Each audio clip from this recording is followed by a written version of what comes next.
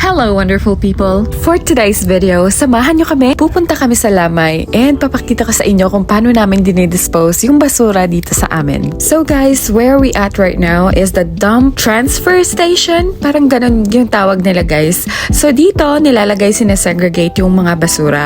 Tapos, dapat talaga mataas yung sasakyan na dadalhin mo. Kaya dala din namin yung farm truck today. Tapos, dapat aakyat kayo sa parang mataas na parte. Then, itatapon nyo pababa yung mga basura. So, kapag nagtatapon nga kami ng basura dito guys, may code kami na binibigay tuwing pumapasok kami. Kung wala kang code, hindi ka makakatapon ng basura sa loob. So, after pala namin magtapon ng basura, ay pumunta na kami sa Lamay. Hindi na nga ako nag-video guys kasi syempre we have to respect the grieving family and yung mga tao nga dito guys ay mga pribadong tao. So, tulad din sa Pilipinas, after nga ng libing, meron din silang mga snacks na hinahanda. Yun nga lang, yung mga pagkain nila dito guys, raw vegetables and my fruits din. Yung asawa ko dyan, yung kinakain niya is bell pepper. Ako, hindi na ako kumain guys kasi walang rice. Chares. After nga namin dyan, ay umalis na din kami dahil magfa-family dinner kami. Sobrang bilis lang din ng mga funeral dito. Ganun din yung mga lamay guys. Sa Pilipinas, I think umaabot ng ilang weeks bago natin ilibing.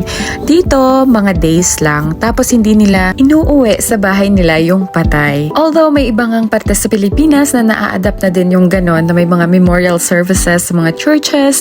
Pero sa probinsya kasi ako lumaki guys. So yun yung nakagisnan ko. Nasa bahay talaga natin dinadala yung mga mahal natin sa buhay bago natin sila ilibing. Sa mismong libing naman, meron silang dalawang part. So yung una is a private burial na yung pamilya and close friends lang yung makakadalo.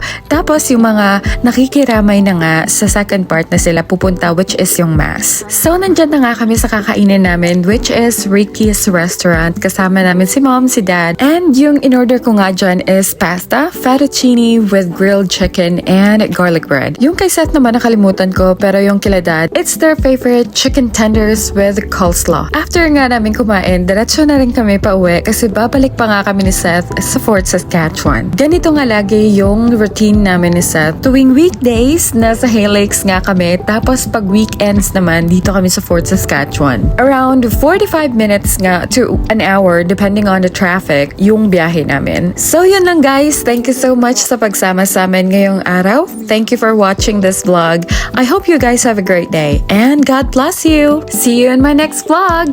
Bye for now.